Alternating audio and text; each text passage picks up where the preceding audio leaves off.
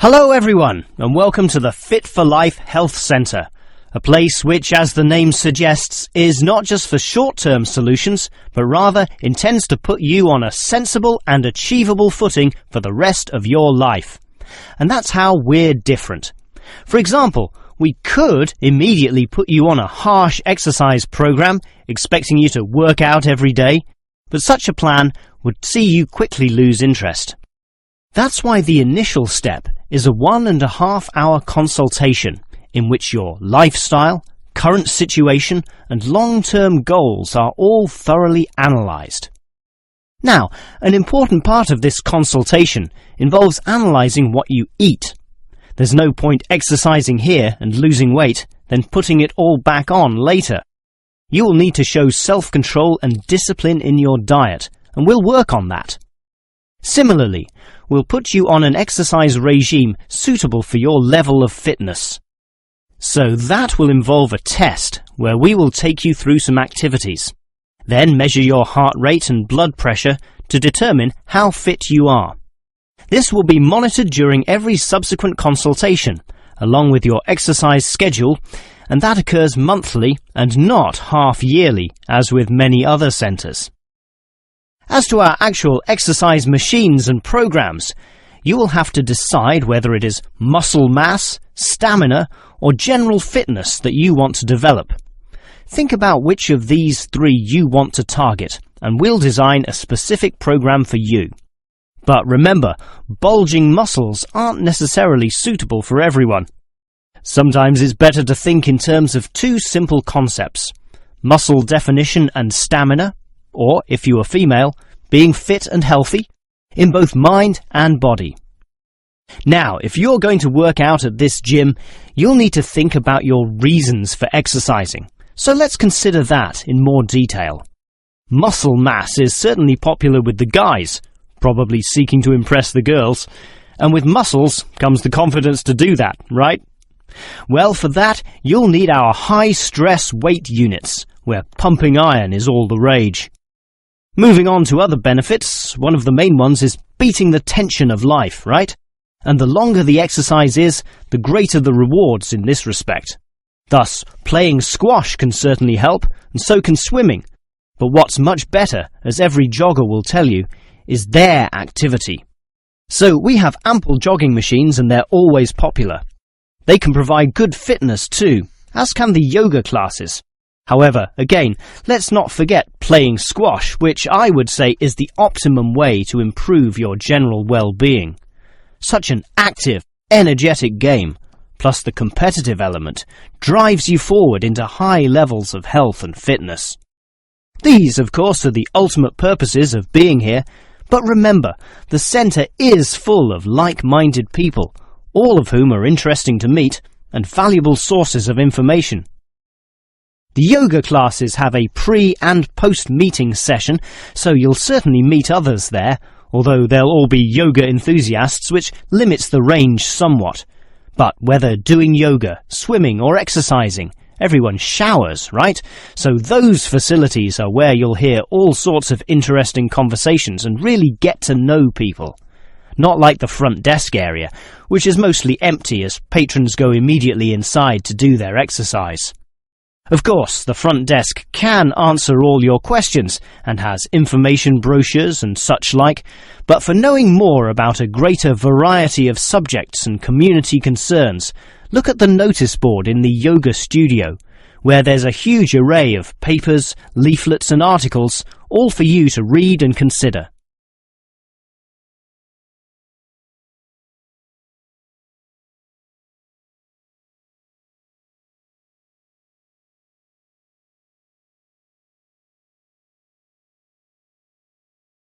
Okay, we've got to decide who to promote to leading education officer.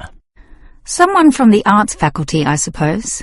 Well, it can be from any faculty, since the position requires more general skills. Handling personnel, settling disputes and motivating them to focus on the task. It was the last position which involved computer knowledge, not this one. Surely computer knowledge would help. So too would knowledge in the arts. Sure, it would help, but the key criterion is being able to direct the staff appropriately. So it doesn't matter then from which faculty we select our candidates? Not really, but I've already looked at those from computing and rejected them all. Why? They're all too new, lacking in sufficient experience, whereas these ones from the business faculty are long-timers, so we'll take someone from there. I suppose you're right. The arts faculty doesn't present much in the way of suitable candidates either.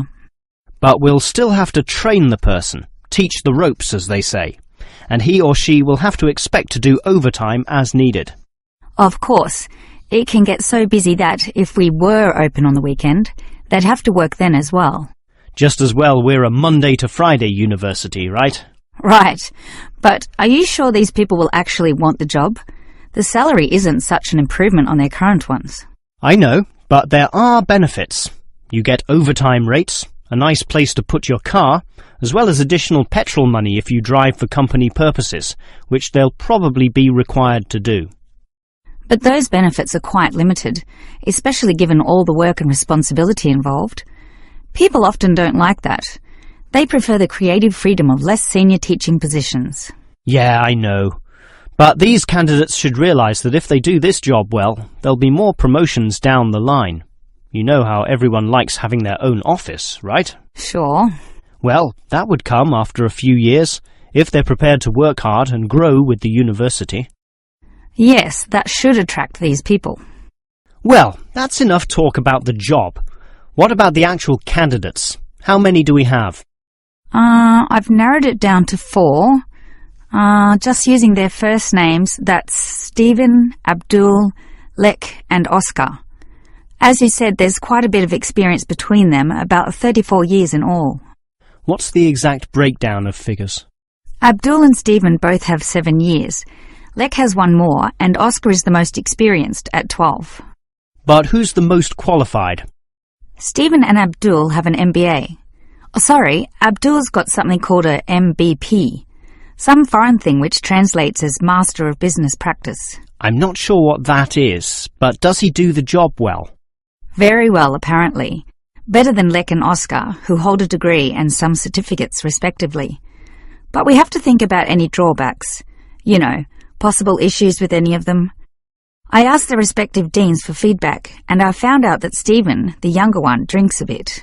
So he has a problem with alcohol? No, he never drinks to excess, but at the bar he's often expressed his intention of moving on, of teaching abroad. Ah, he's not stable. Not stable at all, apparently. We'll never know for how long he'll hold the job.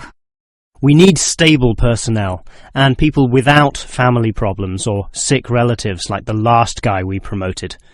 What about Abdul, then? Will he do? He might do, except his English language ability is limited. It's functional, but a bit broken, and meaning is sometimes lost. That's not the problem with the next candidate, Lek, who has good language ability, but this job involves handling people, and his dean says Lek's attitude is bad.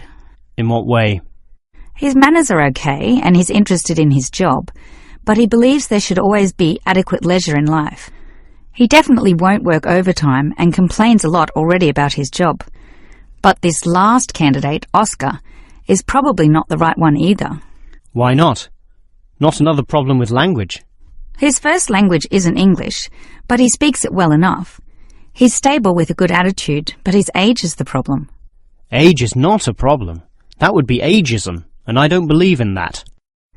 But with his age comes health problems as well, and serious ones at that. Oh, that might be an issue then.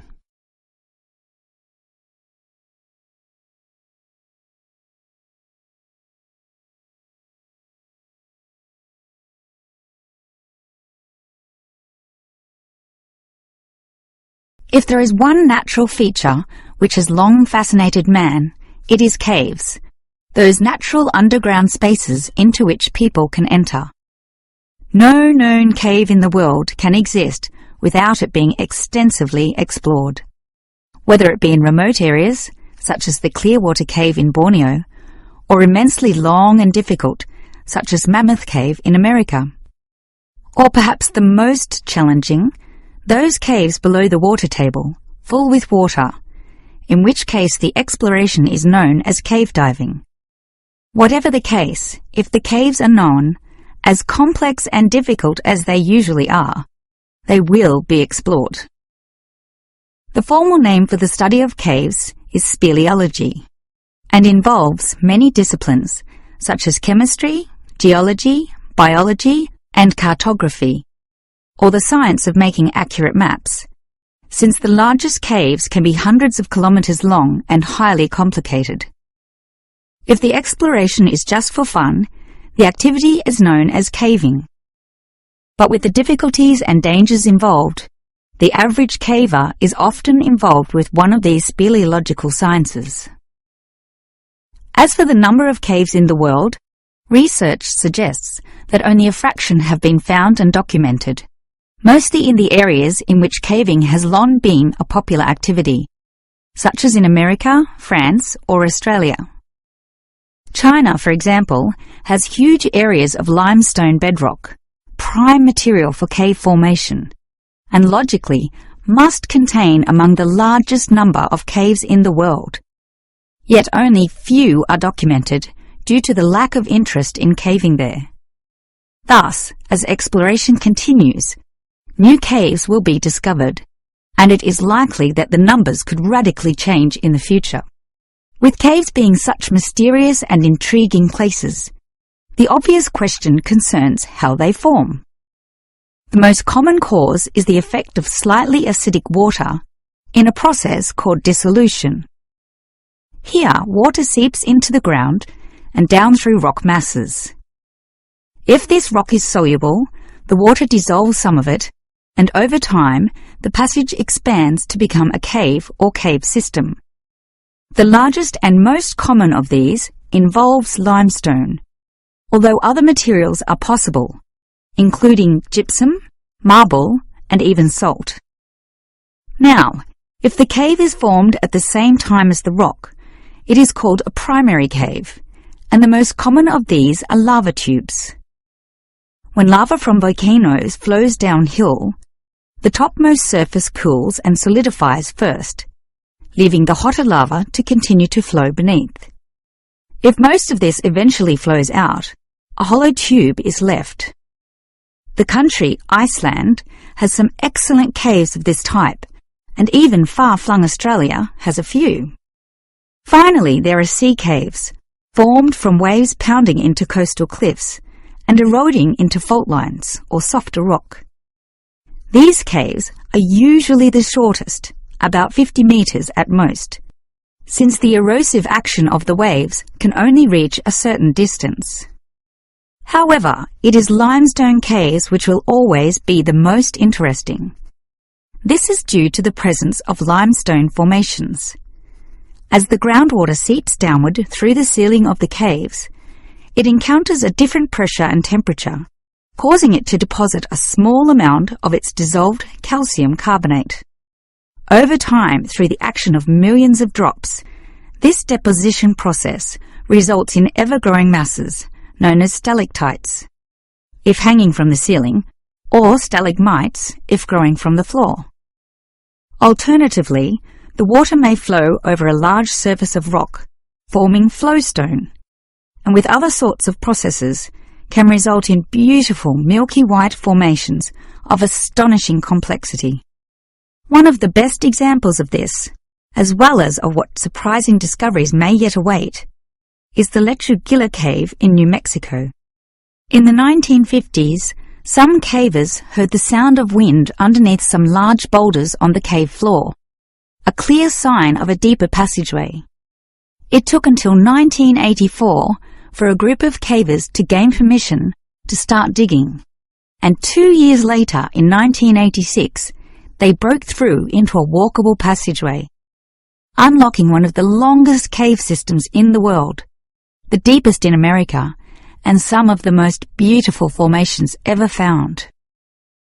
Unusually, many of these were yellow with sulfur, suggesting that the caves were a result of hydrogen sulfide from nearby oil deposits. This was forced through fracture lines, combining with existing groundwater to form sulfuric acid, dissolving the limestone from the bottom up instead of the normal top-down seepage which characterizes most limestone cave formations.